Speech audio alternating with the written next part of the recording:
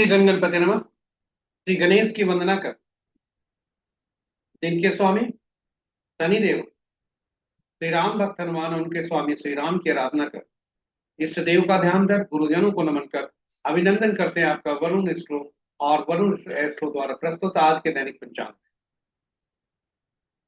यह नित्य के भांति 5 भागों में प्रस्तुत हुआ करता है। उसके और इसके पहले भाग का लघु रूप, जो आपके सुझाव के अनुरूप है, अलग से भी प्रस्तुत किए जाते हैं। इसमें डेटा जो भी प्रयुक्त हुए हैं पंचांग से लिए गए हैं, छवि गूगल से ली गई है तथा ध्वनि भी गूगल से ली गई है।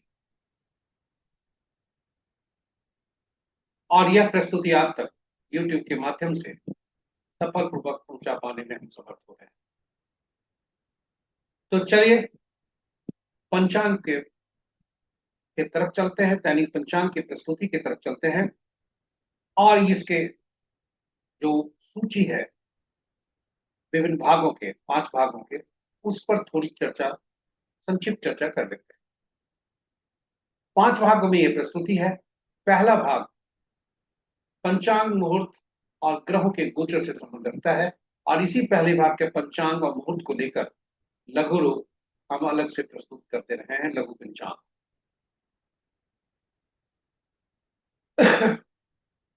दूसरा भाग तारा बलम इसे कहा जाता है, जो जन्म जन्म कुंडली में चंद्रमा जिस नक्षत्र में स्थायी रूप से बैठे होते हैं और आज चंद्रमा जिस नक्षत्र में है, भ्रमण कर रहे हैं, दोनों को मिलाकर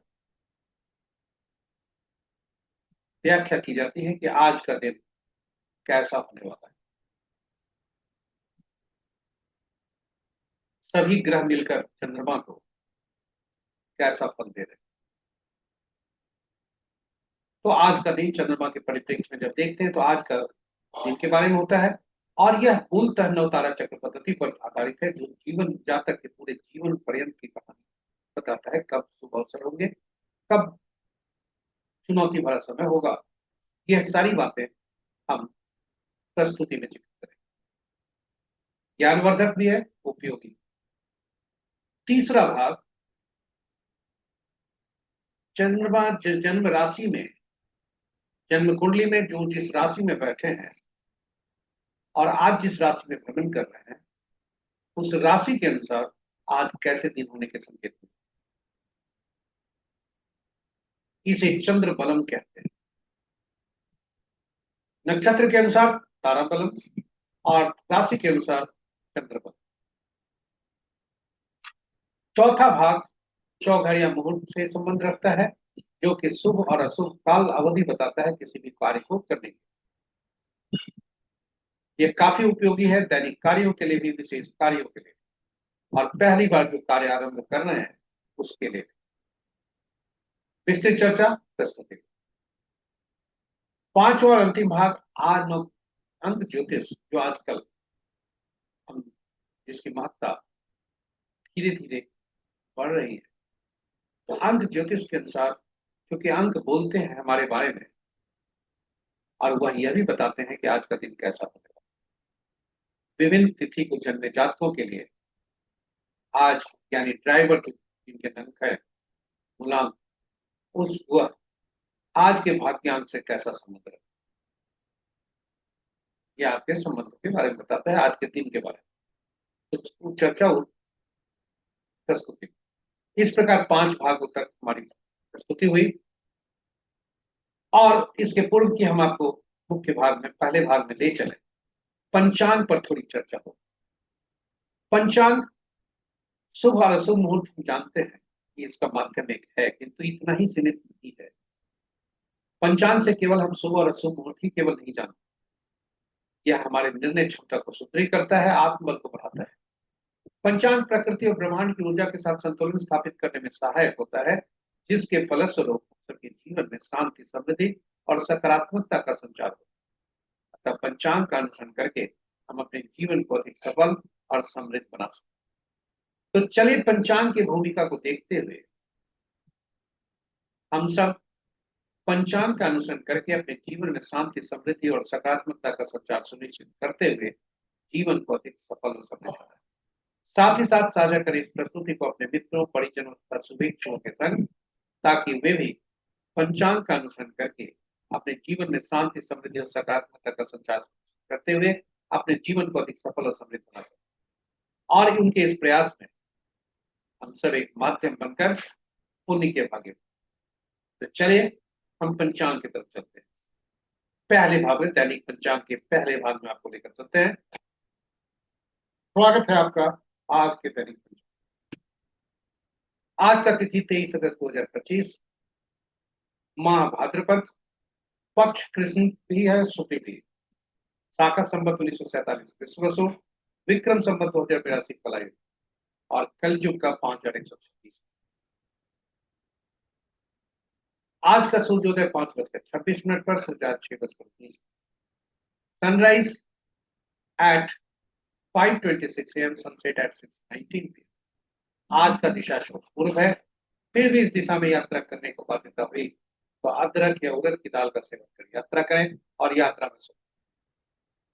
पंचांग के पांचों अंक, वार शनिवार, तिथि दिन के 11:35 तक अमावस्या जो पूर्णा तिथि के अंतर्गत आता है, उसके बाद प्रतिपदा जो नंदा तिथि के अंतर्गत आता है।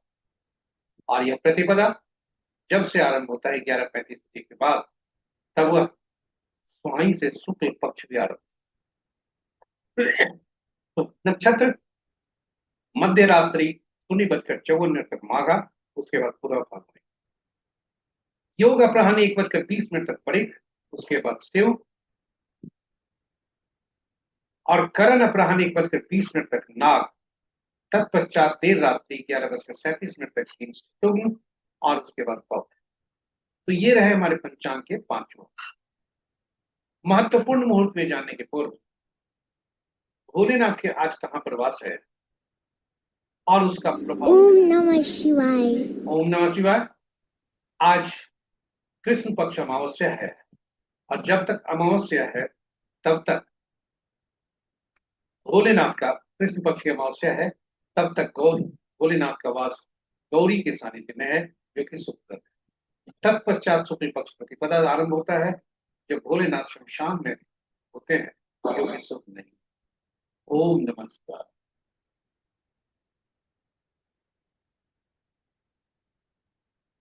महत्वपूर्ण मुहूर्त में शुभ मुहूर्त अभिजीत मुहूर्त दिन के 11:26 तक से 12:18 तक। अमृतकाल रात्रि 10:27 से मध्य रात्रि 0:05। विजय मुहूर्त अपराह्न 2 बजे से 2:52 तक। गोधूलि बेला संध्या 6:18 से 6:40 तक, और निशिता मुहूर्त देर रात्रि 11:30 से मध्य रात्रि 0:14। रात्रि में किए जाने वाले पूजा पाठ, जब तक साधना, तंत्र, मंत्र आदि के लिए निशिता मुहूर्त श्रेष्ठ होता है। अशुभ मुहूर्त में सबसे प्रभावी अशुभ मुहूर्त राहु काल प्रातः 8:39 से 10:15 दिन तक। गुलिक काल प्रातः 5:23 से 7:03 तक। यमगंड अपराह्न 1:28 से 3:05 अपराह्न तक, और वर्ज मुहूर्त 12:35 से 2:14 अपराह्न तक। गंडमुल जब चंद्रमा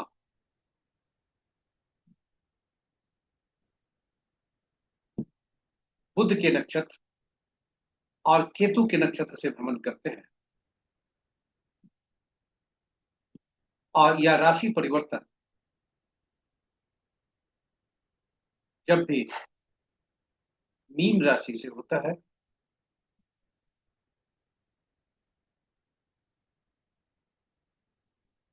सॉरी, नक्षत्र जब इस तरह से भ्रमण करते हैं, तब यह गंडमूल लगता है।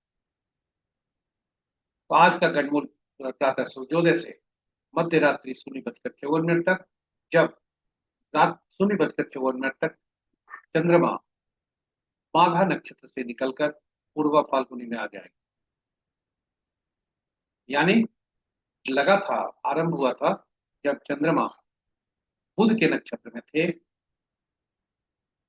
और अब वे केतु के नक्षत्र, माघा के नक्षत्र से निकलकर शुक्र के नक्षत्र में जैसे ही आते हैं, गंडमूल समाप्त। तो आज का महत्वपूर्ण मुहूर्त इतना ही। ग्रहों की आकाशीय स्थिति को देखें तो चंद्रदेव अस्त अवस्था में चल रहे हैं, सूर्यदेव कमजोर है, शुक्रदेव कमजोर है अंश के अनुसार। चंद्रदेव अमावस्या के कारण चंद्रदेव और सूर्यदेव साथ हैं, और ऐसी अवधि में ऐसे जातक जो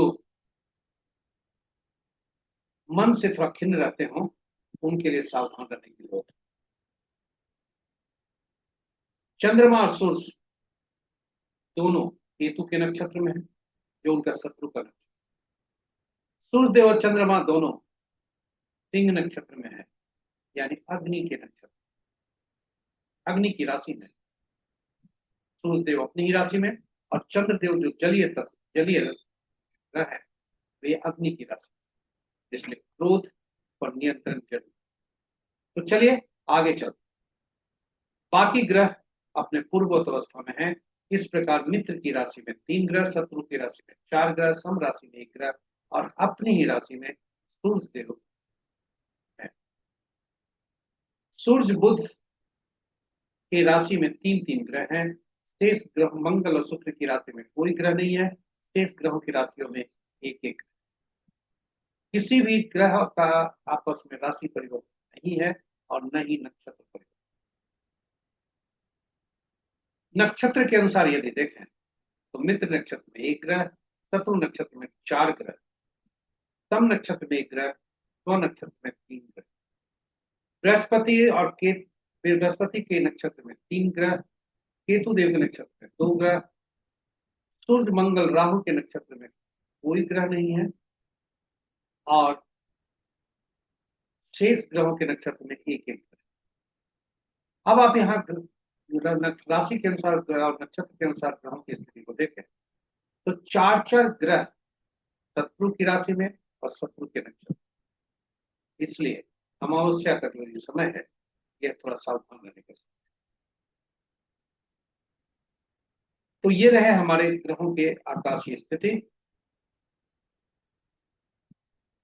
और ग्रहों के गोचर की तालिका यदि देखें तो बुधदेव 30 अगस्त को, शुक्रदेव 31 अगस्त को अपना राशि परिवर्तन करेंगे। चंद्रदेव 22 अगस्त से आरंभ हुए हैं, और 25 अगस्त के 7:29 संध्या तक अस्त रहे।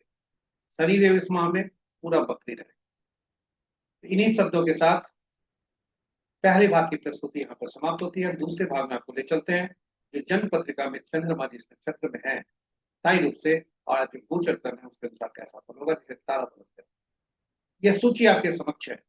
तारा बलम के सामने जो सूची है वह जो हॉरिजॉन्टल कॉलम है, ये सभी नक्षत्र वह नक्षत्र बताते हैं जिसमें चंद्रमा आज भ्रमण कर, और तारा बलम के नीचे जो वर्टिकल रोज है, वे सभी स्थायी रूप से चंद्रमा जिस नक्षत्र में है उनके बारे में चर्चा। तो इसे तारा बलम कहते हैं। यह मूलतः नवतारा चक्र पद्धति पर आधारित है। जब चंद्रमा से संबंध करके हम इसको देखते हैं तो हम आज के बारे में जानते हैं। वही यदि हम नवतारा चक्र पद्धति से मूल रूप से देखें तो जातक के दशा महादशा का फल कैसा होगा, जन्म कुंडली में ग्रह के फल कैसे देंगे, और हमसे मिलने वाले, जुड़ने वाले जो भी लोग जन्म से लेकर मृत्यु तक, वे हमारे लिए कैसा फल देंगे या हम उनके लिए कैसा फल दे सकते हैं, यह सभी नवतारा चक्र अद्भुत पद्धति है, सटीक पद्धति। अब यदि हमें पता चल जाए कि हमारा दशा महादशा, ये दशा कोई ग्रह की दशा जो होगी या महादशा जो होगी, अंतरदशा जो होगी, यह शुभ काल है, तो हम वैसे अवधि में सारे शुभ काल कार्यों का निष्पादन करने की योजना बना सकते हैं और कर सकते हैं।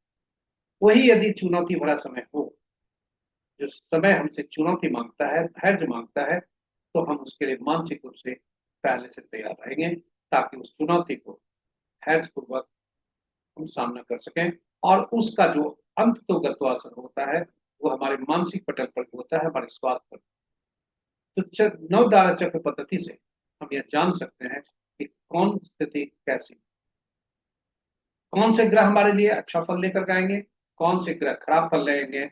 और ये जब जान गए तो जन्म कुंडली में ग्रह इतनी भी ऐसा अच्छी स्थिति में हो बैठे, यदि यहाँ पर नवतारा चक्र पद्धति से वे अच्छा फल नहीं दे रहे हैं तो वहां कैसे दें। उसी तरह से जो जितने हमारे अशुभ ग्रह हैं उनके अधीन जो तारा है वह हमारे साथ जो भी उस जन्म में तारा में जन्मे होंगे उनके लिए वे हमारे लिए अशुभता ही, और जो शुभ ग्रह हैं उनके तारे में जन्मे जातक हमारे लिए शुभता है। इससे हम सभी के सब कुछ जान सकते हैं, और ये जब जान सकते हैं फिर हमारे लिए ये सब लाभकारी। तो चलिए संक्षिप्त चर्चा हम नवतारा चक्र पद्धति पर यहाँ पर करते हैं। ग्रहों के मन नक्षत्र होते हैं, मूल सिद्धांत यही। नक्षत्र ही ग्रह के फल देते हैं, ग्रह का अपना फल कभी नहीं देते, वो जब भी देंगे नक्षत्र के अनुसार देंगे। तो जब नक्षत्र के अनुसार हम ग्रह को देखते हैं तो कुल 27 नक्षत्र होते हैं और ग्रह 9 ही होते हैं। इसलिए नक्षत्रों को ग्रहों से जोड़ने के लिए 27 नक्षत्रों को 3 श्रेणी में बांटा गया। पहला से 9वां तक एक श्रेणी, 10वां से 18वां तक दूसरी श्रेणी, 19वां से 27वां तीसरी श्रेणी। और ग्रहों को महादशा के क्रम में रखा गया। पहला केतु, दूसरा शुक्र, तीसरा सूर्य, चौथा चंद्रमा, पांचवा मंगल, छठा राहु, सातवां बृहस्पति, आठवां शनि और बुध। 9। अब यदि हम पहला जो नक्षत्र हुआ हर श्रेणी में से, यानी पहला में से पहला नक्षत्र, दूसरे में से 10वां और तीसरे में से 19वां नक्षत्र का स्वामी तो केतु देव को दिया। यानी ये पहला 10वां और 19वां नक्षत्र केतु के ग्रह के फल थे उनके माध्यम। इसी प्रकार दूसरा 11वां और 20वां नक्षत्र जो हुए उनके स्वामित्व शुक्र को मिला। तीसरा 12वां और 21वां नक्षत्र सूर्यदेव हो गया। और इसी तरह से 9वां, 18वां, 27वां नक्षत्र के स्वामी बुधदेव बने। और यह सूची इस प्रकार बने, सहेज कर रखें, आपके लिए उपयोगी हो। आप जो हमने कहा था अश्विनी, माघा और मूला जो क्रमशः पहला 10वां 19वां नक्षत्र हुए, केतु देव उसके स्वामी बने। भरणी, पूर्वा फाल्गुनी, पूर्वाषाढ़ा जो दूसरा 11वां 20वां नक्षत्र बने, शुक्रदेव के स्वामी बने। कृतिका, उत्तरा फाल्गुनी, उत्तराषाढ़ा जो क्रमशः तीसरा 12वां 21वां नक्षत्र हुए, सूर्यदेव उनके स्वामी बने। उसी क्रम में चलते हुए सभी ग्रहों को, नक्षत्रों को और ग्रहों को जोड़ा। अब फलित कैसे करते हैं, ये बहुत ही महत्वपूर्ण है, इसे ध्यान से। जिस नक्षत्र में हमारा जन्म हुआ है उसके स्वामी ग्रह जो हुए गणना उनकी साधन होगी, और पहला ग्रह वही होंगे जो मिश्रित फल देंगे, शुभ कम अशुभ ज्यादा। और यहां से दूसरा ग्रह जो बनेंगे, दूसरा, चौथा, छठा, आठवां, नौवां, ये शुभ फल देंगे। दूसरा, चौथा, छठा, आठवां, नौवां, पुनः बता दें, दूसरा, चौथा, छठा, आठवां, नौवां ये शुभ फल देंगे। वहीं पहला, तीसरा, पांचवां, सातवां अशुभ फल। ये रहे शुभ और अशुभ के सूत्र। आप खुद आकलन कर सकते हैं कि आपके लिए कौन से ग्रह शुभ हैं, कौन से अशुभ। यहाँ बताते चले कि शुभता और अशुभता जैसे जैसे उनकी क्रम संख्या बढ़ती है वह बढ़ता है। इसलिए जब अगर तारा बलन के साथ हम देखेंगे तो यदि हमारा आज का दिन जन्म, विपत, प्रत्यय और नैधन में पड़ रहा है तो आज के काम को हम टालेंगे, शुभ कार्य, कोई भी जोखिम नहीं लेंगे। और हमारे से जो जुड़ने वाले व्यक्ति हैं यदि जन्म, विपत, प्रत्यय या नैधन्य में है तो उनके साथ संबंध बनाने में हमें सावधानी रखनी चाहिए, क्योंकि वे हमारे लिए पीड़ा, अति पीड़ा, असह्य पीड़ा करते हैं।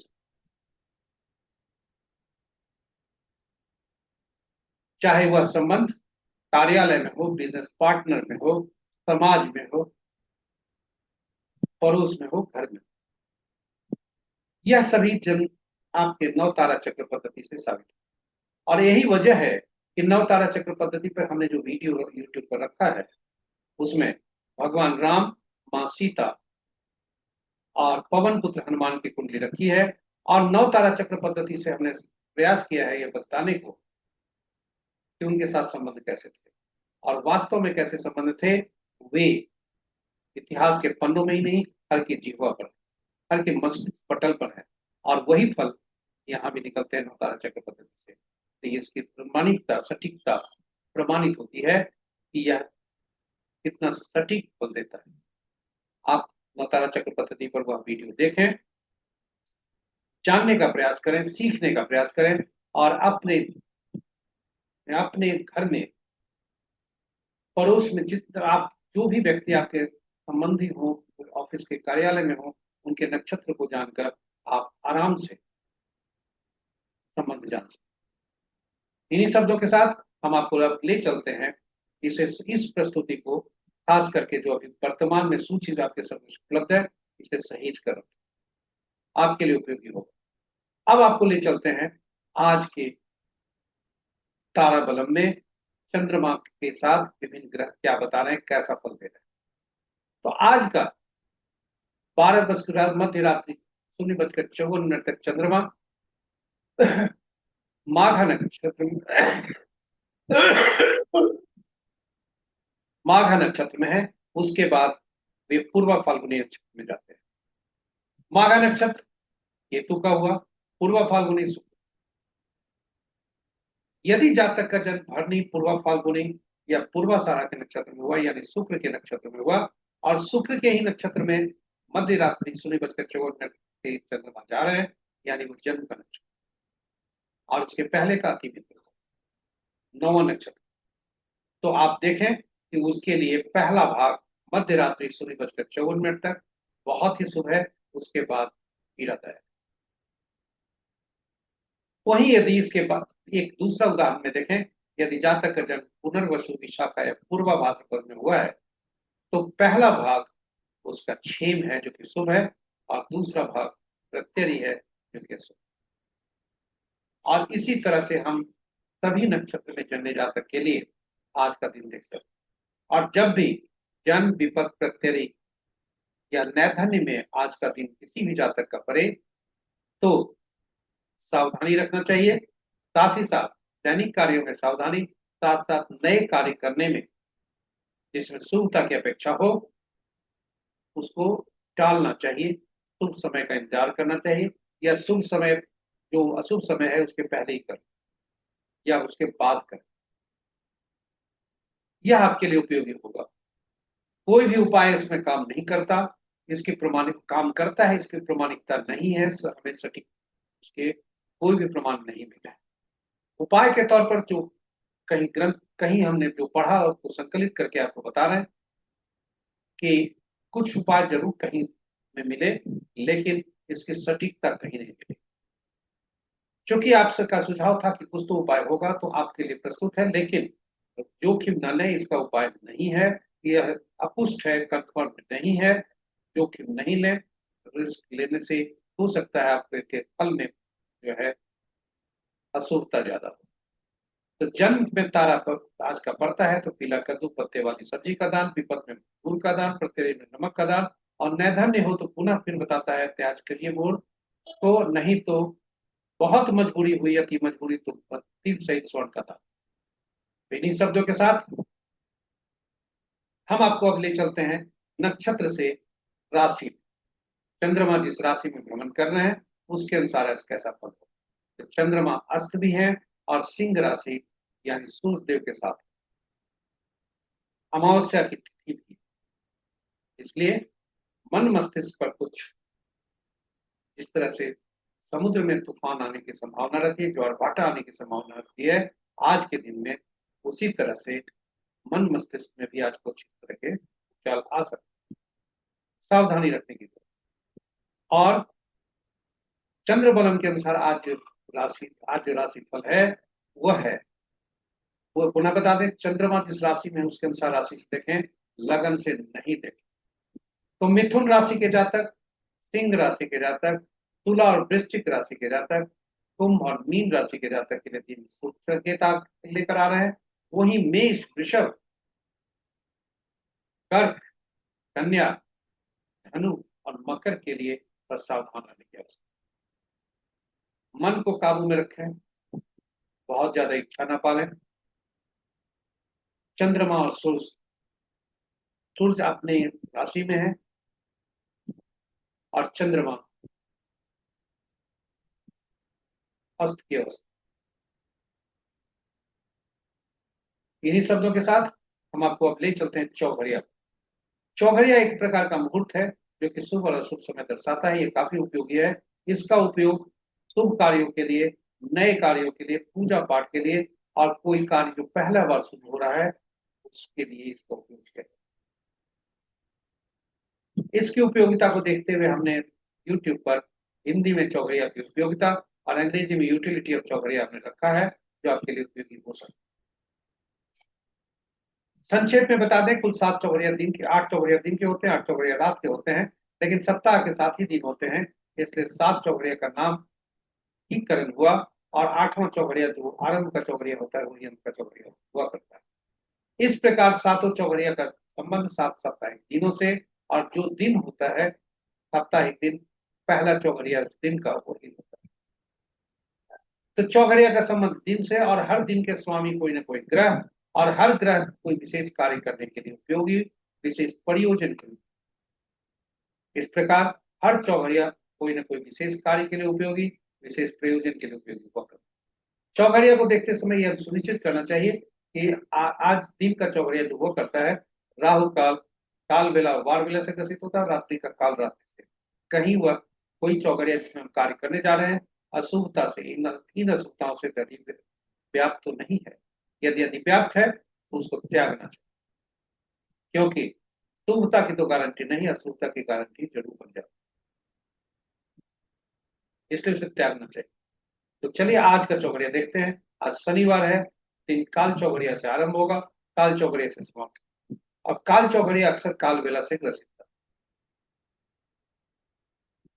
इसलिए काल चौघड़िया सुबह का, आरंभ का और अंत का दोनों काल बेला से ग्रसित है। और दिन का चौघड़िया राहु काल वार बेला से भी ग्रसित है, और रात्रि का चौघड़िया 2 चौघड़िया काल रात्रि से ग्रसित है। तो इन चौघड़िया को परित्याग करना चाहिए, शेष चौघड़िया का उपयोग करना चाहिए। अमृत चौघड़िया सर्वश्रेष्ठ हुआ करता है, जो सभी कार्यों के लिए उपयोग।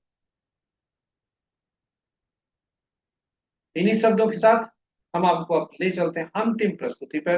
अंक ज्योतिष के अनुसार कैसा दिन रहेगा, और इसके पहले कि उसमें चले हल्की सी परिचय अंक ज्योतिष। अंक ज्योतिष अंकों का आकलन करता है, और वे अंक होते हैं एकल अंक 1 से 9। शून्य की गणना को गणना में नहीं लिया जाता, और 1 से 9 तक के अंक के मध्य 5 अंक आता है, जो अपने से पहले आने वाले और बाद के आने वाले अंकों को संतुलित रखता है। इन अंकों के स्वामी जब, हाँ ये हम बताते चले कि जब भी एक अंक से ज्यादा अंकों के समूह वाले अंक मिलते हैं तो उन अंकों को हम जोड़कर एकल अंक में परिवर्तित कर उसका उपयोग करें।